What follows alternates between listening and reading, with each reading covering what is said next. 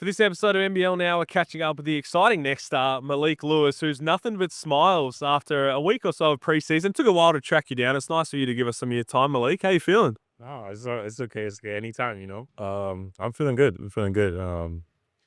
We've been, going through preseason, but it's our third week.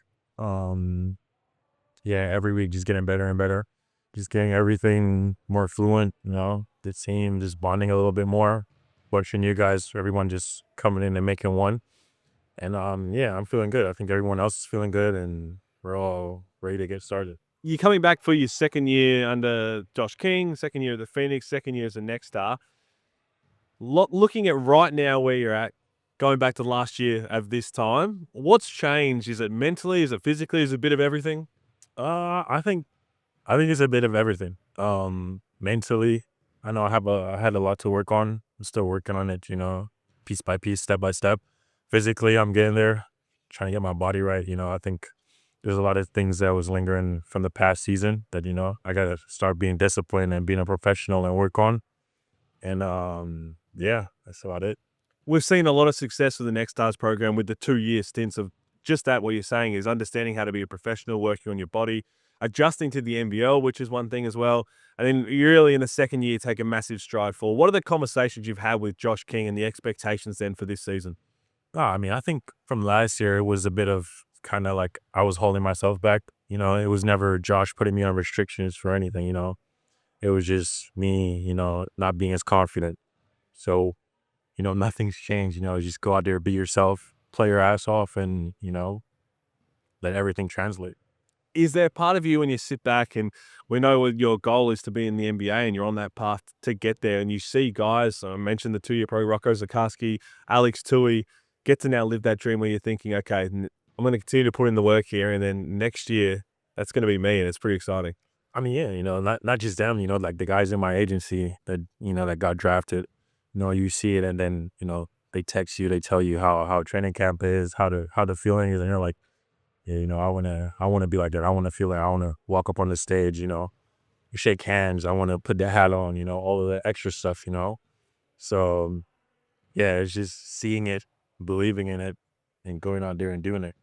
What was one thing you look back on your first season in the NBL that you're really proud of? Because you came in and made a really big impact when Josh King took over, and you got that starting spot, held that down, defensively getting out in transition. You really put yourself on the map in front of Phoenix fans and NBL fans, and we're expecting that to go to another level. But if you look at one aspect in particular for NBL25, what stood out? I'll say if it's something in specific, it'll be my defense, I think I've guarded arguably the best players on each team and have held my own a couple of times. Sometimes they got the best of me.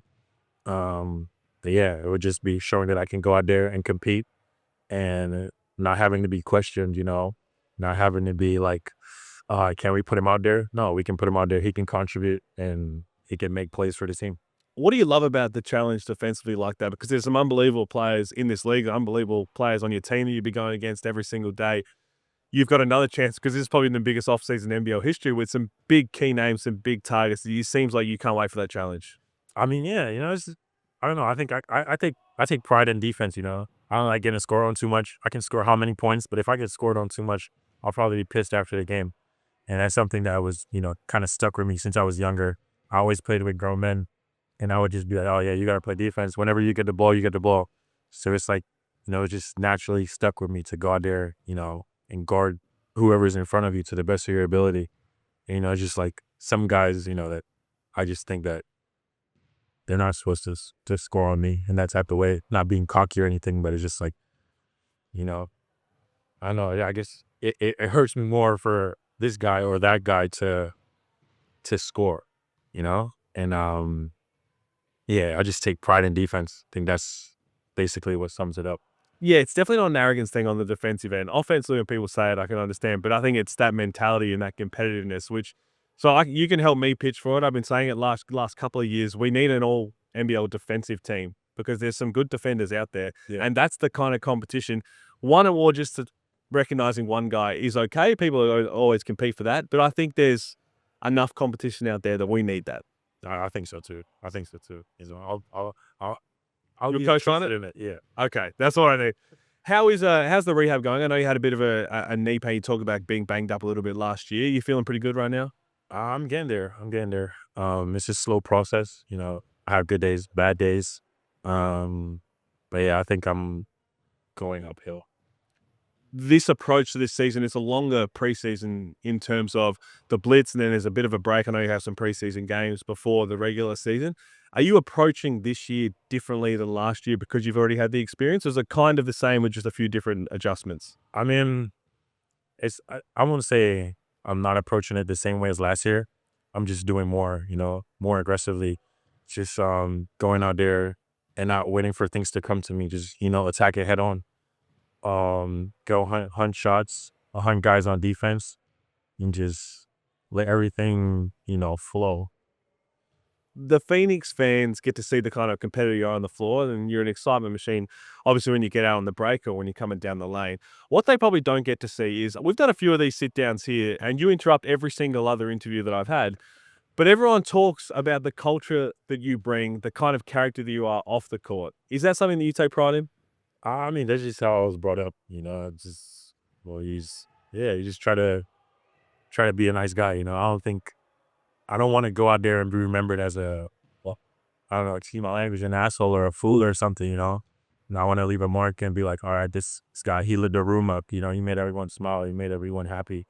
So that's where I just come in practice and, try to do that. Is there a time you had to learn the balance of doing that maybe before practice starts or games, and then as soon as the coach blows the whistle, okay, I'm locked in for the next 2 hours. After that, I'll get back into it. Because Josh King, he's an intense operator, but he also likes to have a bit of fun himself at times. Yeah, Josh is the same way though. That's the thing. I know when he's serious and I know when I can like pull his strings a little bit. I think that's the relationship me and him we have. You can joke about some things and then when I know he's serious, I can lock in and be serious too. The relationship that you already have with him and what we're expecting this year, once you get to the end of the season, hopefully achieve the goals you set out for yourself, do you feel like a lot of that is going to come from the relationship you have with your head coach? I mean, it would be tough just to say him alone. I think everyone, even from the staff, from the guys upstairs, I think everyone plays a big role in my success.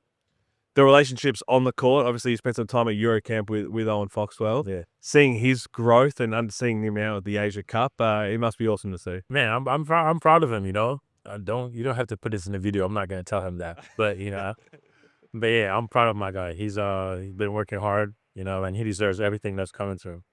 We've seen a lot of new faces out here. He's still got to get back. John Brown's still got to be added to the squad while we're recording this. But what you've seen right now with the fresh faces coming in, the returning faces, what are you excited about this season on the court for the Phoenix? I mean, just playing. I think everyone is just as excited as I am, to get out there and, just bond with each other and win games. I want you to finish this question for me. Right. After NBL26, I'll be happy if I'll be happy when I get drafted after this year. It's something that it's probably hard as a younger athlete to not focus too much on, because that is your goal. That's part of the Next Stars program that's had so much success, and we see the draft boards continue to come out. Are you someone that is not going to pay attention to that, or are you the one understanding, that comes with the path that I'm on? I'm just going to accept that, and it's not going to change how I approach every day, so it doesn't matter. Not yet. It's kind of like if I lock in here and focus here, it'll only be better for me going forward. If I'm focusing on I didn't do this and that's what they want to see, or I didn't do good that game and then I'm worried about my stock and stuff. I think that kind of mentally it messes you up. So if I focus here and practice and getting my body right and eating right and sleeping right and doing everything right, it'll translate and it'll help me perform better, and performing better will help me get drafted and stay in the NBA. It's perfectly said. No, it's something I think like a lot of people on this journey are excited to see where you can go with it. Touching on the Eurocamp quickly, what was that experience like? Because it's a unique environment, obviously, but it looked like you had a lot of fun. No, we did, apart from the final game. But yeah, it was fun. It was kind of weird though, being one of the older guys on the team. That was, I don't know. It's been a while since I was like, I was looked upon to be like, to make decisions, to be the leader. Now, I mean, not necessarily make decisions because I do that in practice and in the game, but it's like, I'm the guy that's dictating the game, and coach, he implied that. He says, this week, I'm going to challenge you. I'm going to force you to get better. And I'm here for it. He didn't have to force me. That was like a mutual decision. No, if you're willing to help me, I'm willing to learn. And yeah, that was it. I had a lot of fun with Liam and all of them. The guys, I think they had fun too. Just too bad we couldn't win the tournament. It was a lot of fun to follow, and again, I'm sure it was a unique experience, and we can cut that part out about the final, so don't worry about that. The preseason being around the corner now with the blitz, and you continue to ramp up the rehab. When you sit down with Josh King ahead of NBL26, what's the one thing that he wants to see from you to take that leap this year?